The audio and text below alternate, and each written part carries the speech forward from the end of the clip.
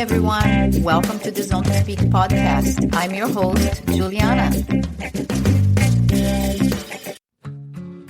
Hi, everyone. At Zone to Speak, I know how important it is to stay healthy, strong, and ready for every ride, workout, and adventure. That's why I have got exclusive discounts on some of my favorite products designed specifically for athletes like you. Psych Plus. Their smart pump is a game changer, compact, efficient, reliable, and perfect for keeping your tires road and gravel ready. Plus, they have radar tail lights, smart trainers, smart fans, and more. Get 10% off the smart pump and 5% off everything else. 35% off Frey Skincare. Skincare made for athletes, designed for skin that sweats. Their all-natural, vegan, and cruelty-free products keep your skin protected and fresh. I have been using Frey for years, and I love it. 10% off Cold Age. Premium vitamins and supplements to fuel your body, speed up recovery, and help you ride longer. I personally take the Women's Fermented Vitamin and Creatine, both powder and capsules. 10% Clearly Not Coffee, the ultimate coffee alternative made from functional ingredients to fuel your focus and energy without the caffeine crash. Try it out. 15% off Omri supplements. Whether you are training, recovering, or pushing for peak performance, their high-quality supplements have you covered. And there's something special from me, your host. As a certified integrative health nutrition expert and holistic life coach, I am thrilled to offer all my listeners 25% off personalized nutrition and life coaching with Genki Wellness. If you want to optimize your health or simply feel your best, head to bemoregenki.com and use the code ZONE2SPEAK. For all the discounts, check the episode description for the links and use Zone2Speak code at checkout. And let these amazing products support your health and performance. Now, let's get into the episode. Welcome back to Zone to Speak. On this episode, I sit down with John Wakefield, Managing Director of Science to Sport and Director of Development at Bora-Hansgrohe. John has spent years at the forefront of high-performance cycling, working with some of the best athletes in the world. From his expertise in bike fitting, training, and sports science to developing young talent, he knows what it takes to turn riders into champions. John has also been part of some of the biggest moments in pro cycling, including his time at UAE Team Emirates, where he worked closely with none other than Tadej Pogačar, helping him on his way to back-to-back Tour de France victories.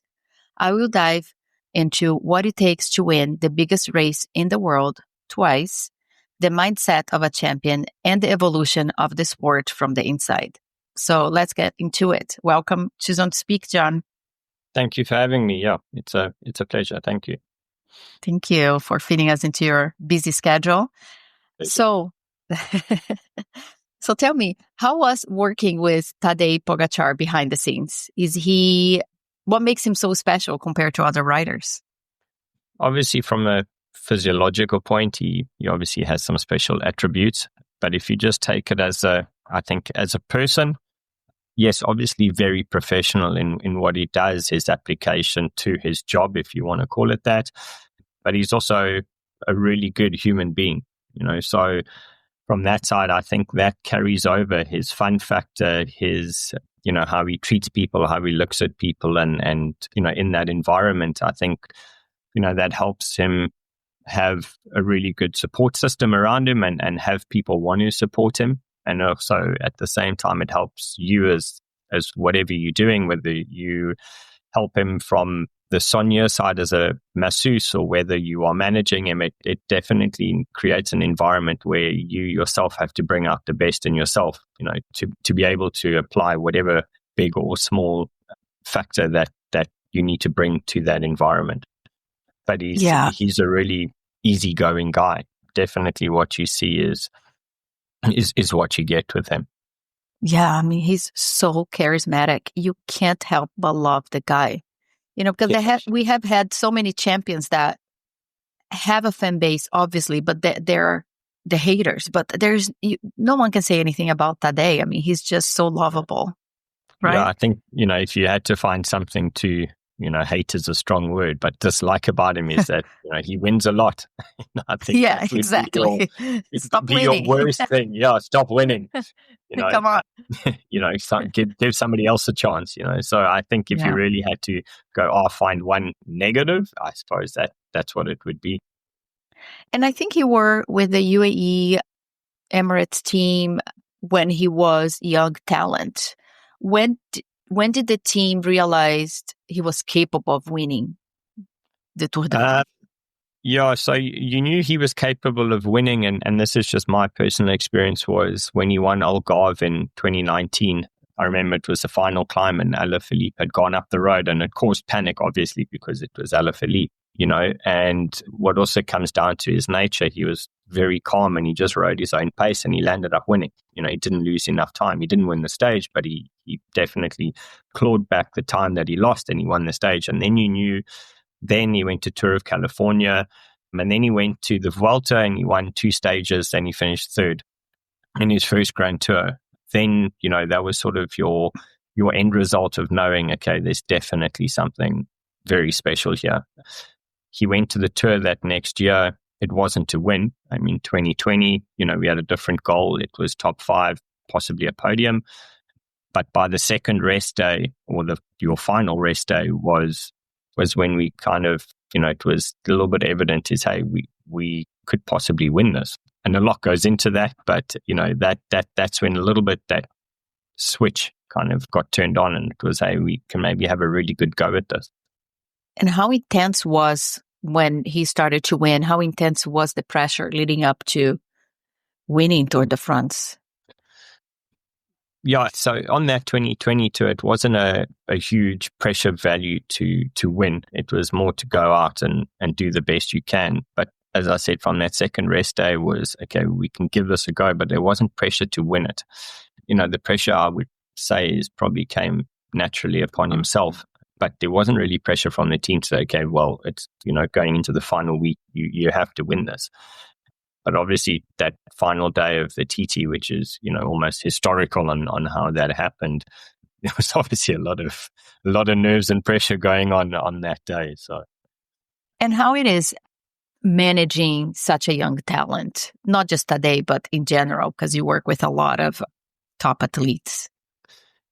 Yeah, the youngsters, if you want to call it now, are, what I think is definitely lost is that, you're still sitting with a very young 18, 19, 20-year-old personality, but you want them to perform like an adult. So that judging, or not judging, but that sort of balance between, yes, you're dealing with a kid, and I say that respectfully, but you want a top-level seasoned athlete in terms of physiology and performance. So it's in some cases, it's a very delicate and busy management schedule around a kid like that, because they are fragile, possibly mentally. Yes, they have the physiological attributes, but mentally they're just not there. They've never left home. They've never experienced the world, and then you're asking them to go on the road for possibly 130 days of the year, living out of hotels, having high pressure volume. It's definitely a work in progress. Some of them fall naturally into it, but then some of them you really need to kind of have a very slow development process on that. Yeah, all that you said. And also the other thing that I think about is also the media, because they have to deal with the media and answer questions, and it can't be easy. No, and there's also obviously expectations, especially now with everything is younger and younger. It's like, okay, this guy's come in, it's whatever, Michael Smith, and he's come in and he's expected to win. And if he possibly doesn't win or do as well as what the general public expected him to do, then there's a lot of scrutiny on why and how. And when you start scrutinizing young kids or young minds, it can potentially go the other way and you never see them again. Yeah, yeah. So you are director of development at Bora-Hansgrohe now. What is that role like? Yeah, in a nutshell, it's actually a really good role. I'm enjoying it, and there's many different aspects to it. So there's obviously the performance side, but there's also the human side, and then there's the business side of creating an actual development program. So it's kind of quite a few hats. Also learned that I need to now deal with the staff, many staff and personalities. But in saying that, the outcome essentially is to identify young talent, so that 15, 16, 17, 18-year-old category, and develop them into, whether it's a classics winner, whether it's by 2030, a Tour de France champion, etc. And that is sort of the goal and process of what that project is. Wow, that's really cool. And are there any specific qualities or mindsets that you are looking for to separate good riders from future stars? Yeah, our scouting program, I would say, is pretty rigorous, and not just saying it because it's ours, but I do believe that we're really on the forefront of what we do with regards to that and protocols. So it's looking at everything from the mental stability, the mental focus, the mental age of an athlete, to obviously physiological, in terms of, do we believe that this athlete can develop? Are they at are they too high a level now? Is there room for that development? And obviously everything from mental injury processes, etc. So it's quite a robust scouting application that we do with athletes. So it's not just looking at them going, this rider's getting really good results and he has really good power. It's an important factor, but it's not everything. Got it. Yeah, I think the only little window that most of us see on scouting talent is the Zwift Academy on YouTube. Yeah, sure. Correct. So that definitely is one area that you do try identify riders on, but it goes obviously all the way to speaking to agents. We have scouts that go to races, etc. So it's not just one specific thing. Okay. So you guys go, like you're saying, you have scouts, you go like to crit races and other road races around the globe. Around the world. Yeah, correct. Okay, cool. Any success stories that you have witnessed in this talent development that you could share? I would probably say Florian Lipovitz is one of them. He also came a little bit from outside the normal cycling mold. He came from like skimo and ski touring and stuff, and started riding a bicycle a little bit late as well. And, the team had identified him, kind of got him onto the team and signed him after a bit of a process. And really successfully, won some week-long stage races. He did his first Grand Tour now in August, and he finished 7th overall on GC. So for him, if I say, from one of the ones that stand out, I feel that is definitely one of them, especially from an unconventional cycling approach. And do you think he's one of the other ones besides Roglic that you see as GC in big tours? Yeah, definitely. And also the kind of longer 5, 7, 8 day stage races, like hypothetically a Dauphiné, Torino, Adriatico, etc. And I don't know when you joined Bora-Hansgrohe, but have you seen any change since Red Bull joined the team? Yeah, I joined the team for the 2023 season, so 23-24, and yes, there's definitely changes that had come.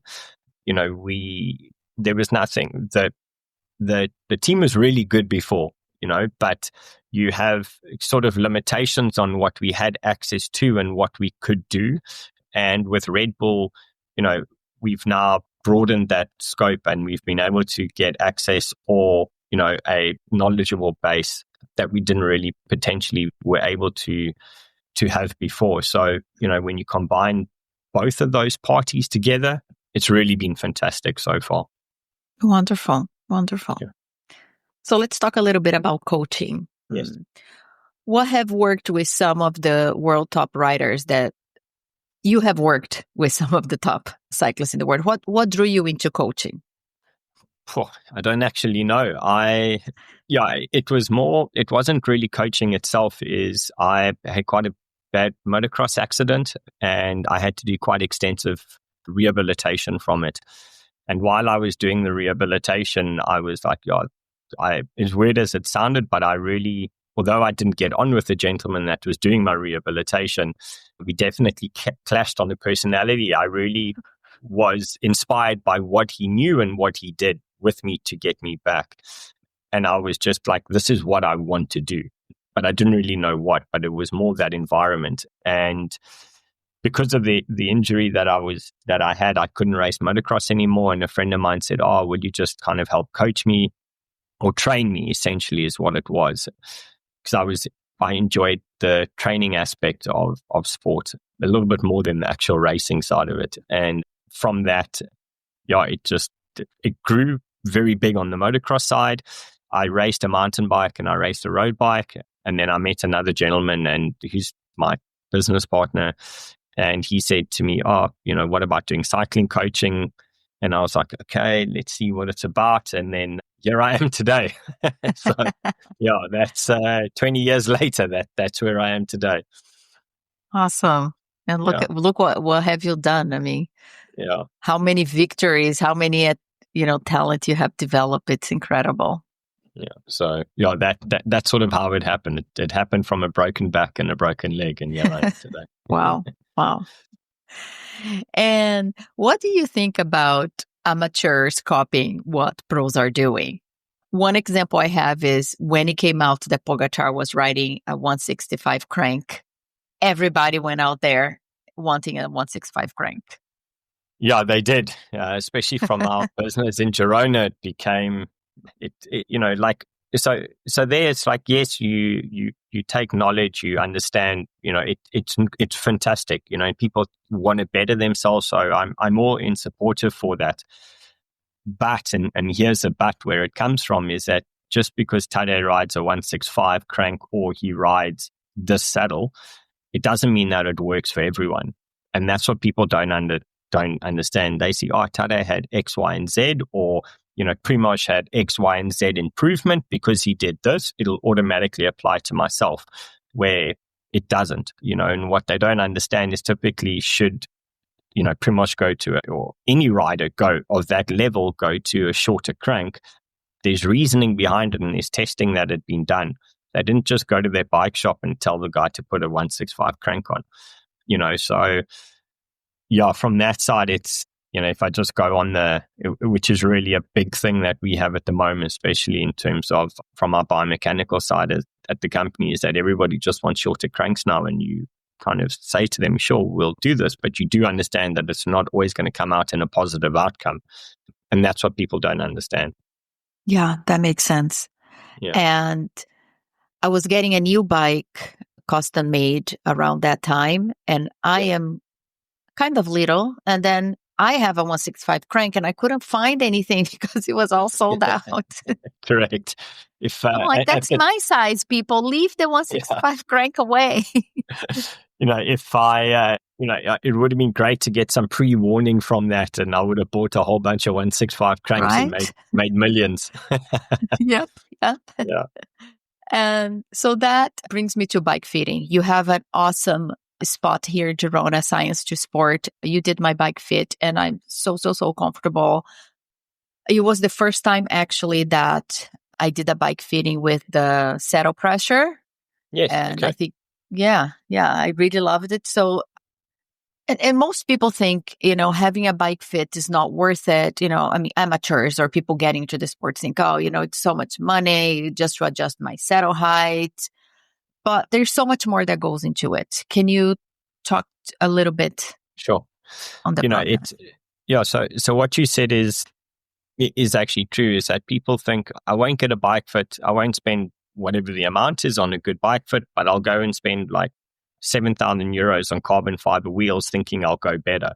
Where you're saying, okay, but if you're uncomfortable or you have problems, but worst case scenario, you have some kind of medical problems because of a bad bike fit, your carbon wheels aren't really going to go that fast. So, from that side, what we do, and I can't speak for many other bike fitters around, but, what we do is kind of a full system. So we take, a physiological measurement from you. So, first off, we take your medical history. So have you come from injuries? What are they? Where are you? If there have been injuries, processes, are you doing rehabilitation, etc., or if everything is fine. And then we go through as I said, some physiological measurements like leg length, full leg length, upper, lower leg length. We do flexibility, we do arm length, and we take a lot of your history into account. And then from that, obviously, is where we then start your bike fit process going forward from that. And yes, in today's times, aerodynamics is a very strong word, but what we obviously try to get you into is, yes, you want to have that aerodynamic point, but also aerodynamics, whether it's a road bike or a TT bike, is only as good as, or as good as you can hold that position for as long as you can. So if you can't really hold it for very long, there is no aerodynamics. That position goes away. So what we try to do is obviously have comfort, your power delivery is good, and your economy on the bike is good. And that's what we look for. And obviously, if you do have medical issues, it may be an ongoing process where while you get better or you are improving from the injury side, we adjust the bike as we go to that final position of what we want. Yeah, no, I totally agree. I always say comfort is speed. Yeah. You just can't be super aggressive, and like you said, and then you cannot hold the position. You are uncomfortable, you're in pain, maybe you even get an injury. Is that possible? Yeah, correct, so definitely. So going back to that, it's, you can have, hypothetically, if it's a TT bike, a CDA of say 0.16, but if you can't hold it, you land up having 0.19 anyway. So you land up going slower. So rather be powerful at 0.18 as an example, and be able to hold that position for the full duration of your TT effort. Yeah. What are some of the top mistakes cyclists make with their bike fit? Yeah, going too aggressive is definitely one of them. And then the other side is when they're trying to find a position, is what we find is that, say they feel, I'm uncomfortable. They won't do a small change of one thing at any given time. So they'll lower the saddle as an example. They'll change the drop or the reach, and they'll put a different stem on, and they're doing 2, 3, 4 things at one time to try find that comfortable position. But the problem comes then is that which one was the right one and which one was the wrong one, so you kind of find out that they get really, and it's normal, they just get very lost in translation. So you don't know where the problem is coming from, so what we say is, if you're feeling a bit funny on the saddle, just make a change on the saddle. Don't do the front end, don't do the back, don't do all these changes in one go. And when you do changes, do very small changes at a time. Don't go from, unless it's, a super, super high saddle, but don't go from, change like 1 centimeter changes at a time. Do small increments, test it, see how it feels, and then make, if need be, make another change from there. Yeah, that's good advice. It makes sense. Change one thing at a time and slowly. Yeah. Because then if you change everything, you don't know what improved or what got worse. Yeah, correct. It'd be hard to tell. Which is often the case. And when you speak to someone, you say, okay, what did you do? And they have like this phone book of changes they made out on the road. And you're like, okay, so now we need to start from day one again. Yeah. You talked a little bit about aerodynamics. What role does it play in bike fitting on pro versus amateur? Is that a difference? Or it depends on the physiology of the rider? It really kind of what you want out of the bike. So if I take a pro who is looking, for those small gains and their job revolves around this, yes, you try get that whatever sweet spot between what is aerodynamic and what is sustainable. If it's just a recreational cyclist, but maybe they do races and they're competitive within that amateur environment, that outcome is the same of what you're trying to do, maybe at a lesser extent, just because of how their body is and what they're doing from a racing perspective, and their age comes into account.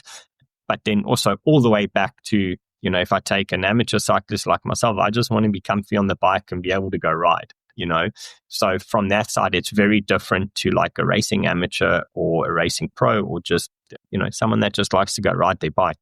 So your fit is based around exactly that, on what their outcome is and what they would like and what is capable in terms of their body.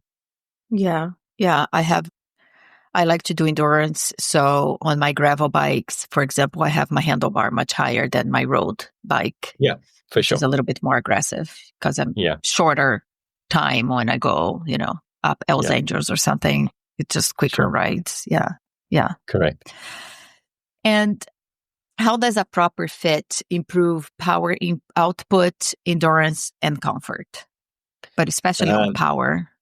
Yeah. So on power, obviously, if you have an optimal position on your bike, your power delivery is better, your application to power, and obviously your economy is better on the bike. So your time to exertion or your fatigue is less.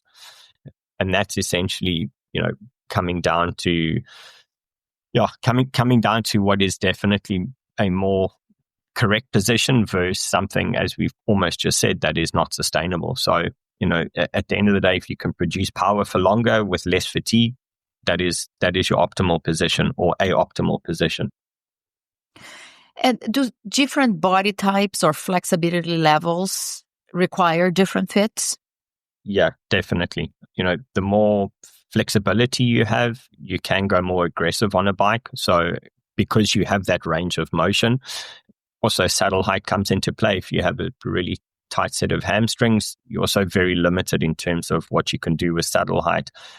Because if you have a high saddle, over time that hamstring wants to shorten, and the easiest way to shorten the hamstring, if it's not by the range, is by posteriorly rotating your pelvis. When you posteriorly rotate your pelvis, you shut off or limit hamstring and glute recruitment, which is, one of your direct effects on power. So they don't run a super high saddle if you have tight hamstrings. And then also you also do have kind of, if you're stretching the hamstring all the time, you do have some hamstring pain, etc. Got it. Yeah. And I guess those warm-ups and pre-ride and mobility stretching post-ride make also a huge difference for injury prevention. Yeah, definitely post-ride. And you want to have flexibility on a bike. It is really important. Have you seen any commonality in injuries caused by poor bike fits or lack thereof? Yeah, there's quite a few. Obviously, one of the most common, I would say, injuries or discomforts that you have is saddle sores, especially if you're spending time on the bike.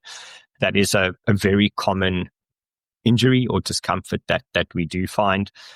And then it ranges everything from, lower back pain, shoulder pain, middle of your back pain, knee pain in front and knee in front and at the rear of the knee, femoral, patellofemoral pain, etc. So it ranges depending on kind of how that position that is on the bike affects the athlete.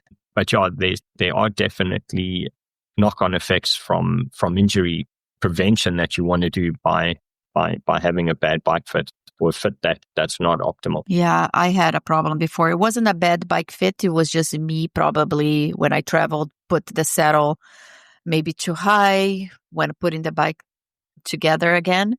And I was doing an ultra in Rwanda and had so much knee pain. But when you're in an ultra, the ultra brain doesn't function really well. And I don't know why I didn't think about the saddle position. But I was doing as a pair with my friend, who is a YouTuber, Juliet Elliott. And then looking at the videos, I was just like, oh my gosh, my saddle height, I was like tiptoeing. So that did it. Yeah, correct. And that is a common problem people have, is that, if you are traveling with your bike, etc., and they put it together mainly on the saddle height side, it's common, whether it's too low or it maybe drops down in travel, or, whether you take your seat post out and you put it back. So there's an example. It's really important to kind of mark that however you feel you mark it, whether you measure it with a tape measure on whatever angles and ranges you feel is good. It is really important to have, especially if you do travel often with your bike. Yeah. I mean, I'm kind of lucky because my bike is an extra small. So now when I travel, I try not to take the saddle out if possible. I'm like, don't touch my saddle. I'm so paranoid. It's something to be paranoid about, so it's good. Yeah. Are there any difference between road, gravel, and mountain bike fits? the way gravel racing, from a racing aspect, the way gravel has evolved now into how it is from an aggressive racing style, there's not a lot of difference between a road bike and a gravel bike. What is different is that your front end needs to be slightly less aggressive. From a handling aspect, you don't want it super twitchy or narrow. And also then, because you do spend slightly longer, on the gravel side, especially for the, compared to a World Tour race, etc. So you want it slightly more relaxed. But other than that, it's a very similar fit. The only difference that we have seen, which it's an odd one to me, is, and it's not in a big volume of people, but, guys that are now wanting, 36 narrow bars on a gravel bike because they think it's more aero, or they're running aero helmets and socks and stuff like that on a gravel race, to me is super strange, because you're not really going to get the benefit of it. And if you're running, 36 narrow bars, your handling goes to hell. So from that side, that much I don't really understand on the very few that want to kind of translate that over from road to gravel. But the fitment itself is, it's a very similar fitment, less 20%, 10%. And then obviously on a mountain bike, it is very different, just purely because of, how mountain bike frames are positioning, etc. on the bike. Makes sense. Yeah, on the gravel, I don't understand either, especially on the handling. If the bar is more narrow, it's more aggressive, right? When you're and you are dealing with different terrain. Yeah, it's more twitchy. The last thing I want to do is do some of those downhills on a 36 bar. Oh, yeah. And how has technology changed the way bike fits are done today? Yeah, quite a lot. And something I always say is, with all this technology, you can have the best technology in the world, but the fit always comes down to the person using that technology. So you can take any technology, and if it's not understood, it's still going to be a not really an optimal fitment. So, taking that, if we work it backwards, especially from a kinematics point, you get really good values and additional stuff that you see with the kinematic cameras that you can't see obviously from a static value. But you want those two to always, on an optimal fit, is to correlate from what you see kinematically is what you see statically. And then also, if we add in, as you had mentioned, saddle pressure mapping, it's really important, for us, that is your last fine tuning that bike fitment to make sure, you can say, fine, static and kinematics are really good, and on paper it's great. And the subject getting the fit says, I feel really good. And then you do mapping and you realize, I need to make, one or two little small tweaks here to make it really optimal. And that to me is, when you combine all of it and you understand that technology correctly, your fitments are really a lot more detailed than what they were, when you used to just use a plumb line. And also bikes, in fairness, have changed a lot over the years, that C-tube angle isn't the same across the board anymore. Different bikes, different C-tube angles, etc. So, it's really become, it's not just slam the handlebar, raise the saddle, and away you go anymore. Racing has also changed. So as that happens, you have to adapt to fitment accordingly. 100%. Yeah, I'm a big fan of the pressure mapping. I loved the experience I had in your studio. Definitely made a huge change for me. But you absolutely right. The knowledge, the person behind the technology doing the fit makes total difference. Need to understand who you are as a rider, your physiology, what are your goals, to adjust that to use the technology and not the other way around. Yeah. Yeah. What's one bike fit myth that drives you crazy?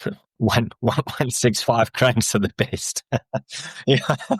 At the moment, we've gone full circle. At the moment, that, to be honest with you, is probably one of our biggest, I would say, caveats at the moment, is that everyone thinks a shorter crank is better. And often it is, don't get me wrong, but there's often many cases where it's not.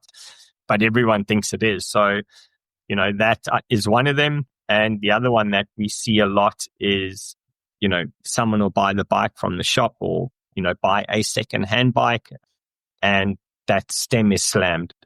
And that is really a really big problem, especially with how bikes are nowadays, is that, not every single one needs to be slammed. And the problem there comes in is, they have problems and they come in and we try to do our best to make them optimal. But there's a point where you say, okay, well, we need to come up a centimeter or even 2 centimeters or even 5 millimeters. And because they bought the bike brand new and just slammed it in the shop, or bought a bike secondhand that slammed, you are completely limited in terms of what you can do. And we've had kind of people really unhappy, saying, you've done a bad job. And you're like, well, we can't do anything here. It's like, you need to. You've done your best with what you're given. Yeah, correct. And, what we have done in, previously is, we've just tried to move it up as much as we can, which is just for when they're in that static environment in the lab. And they're like, oh, yeah, it's much better. And you say, okay, but then you need to get a new fork. There's only so much we can do here. And that which I do, I feel very sorry for people, because sometimes a bike shop just does that. We've had some cases where they've just slammed it and that's how it must be. And I do feel really sorry for some people when they just got the bike like that. Any surprising thing a rider has done mid-fit? Yeah, we've had some funny things. So obviously our stuff is, when you're in the facility and you're doing the fitment, the doors closed and it's super private. And with our 3D kinematics, it's obviously cameras and sensors. So the camera essentially picks up like a luminescent pod and on a certain part of the body. And obviously if there's other reflections being picked up, like say on the kit or something, we have to cover it. And we had this lady come, and she didn't have a cycling top, but she had like a t-shirt, and it had quite a lot of fluorescence on it. So it kind of caused chaos with our cameras.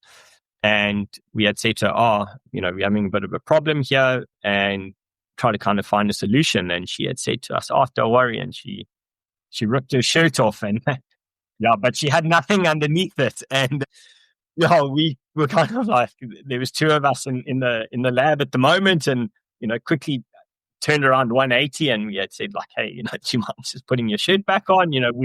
We'll find you something, a cycling shirt in the lab that we can give you. And she was hell bent. She was like, no, I'm good to go. And I was like, like, please. And then also just some, like if an athlete has like a saddle sore, and we like, how bad is it at the moment? And we've had people just, rip off pants. Yeah, totally stripping. So and then we've had some other weird things, but I think definitely that lady was definitely our weirdest moment, going forward. Wow. Yeah, I wouldn't be ready for that either. Oh, that's funny. Yeah. And then we asked her to go ride a few days, which she did. And then she came back, and we actually had another female in the lab at the time. We had said, hey, she's coming back. Would you mind just being here for when she comes back? But it caught us both very much off guard, put it that way. If you could give one piece of advice, coaching advice, what would it be? If injuries from bad bike fit, there's quite a few. Obviously, one of the most common, I would say, injuries or discomforts that you have is saddle sores, especially if you're spending time on the bike. That is a very common injury or discomfort that we do find. And then it ranges everything from, lower back pain, shoulder pain, middle of your back pain, knee pain in front and knee, in front and at the rear of the knee, femoral, patellofemoral pain, etc. So it ranges depending on kind of how that position that is on the bike affects the athlete.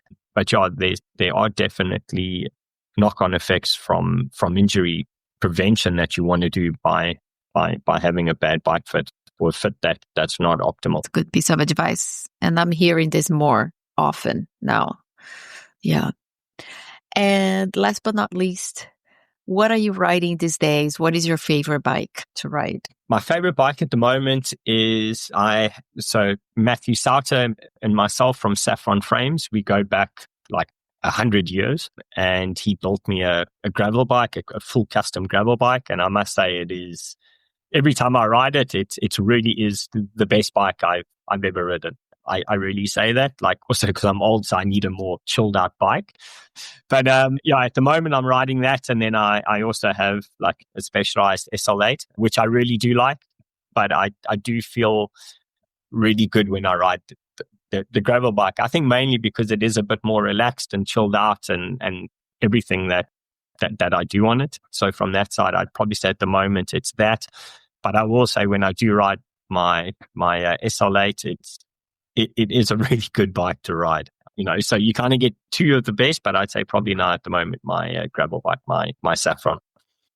Yeah. Oh, nice. All right. Well, John, thank you so much for giving your time to chat with me. I will share with everyone the website for Science to Sport. And if there's anything else you want me to include, just let me know. And yeah, super thrilled that, you made the time to chat with me. Thank you. It's a pleasure. Thanks for having me on. I appreciate it. And that's all for today's episode. I want to thank the listeners for tuning in. Your support means everything. If you enjoyed this episode, please consider following, leaving a review, and sharing it with your friends.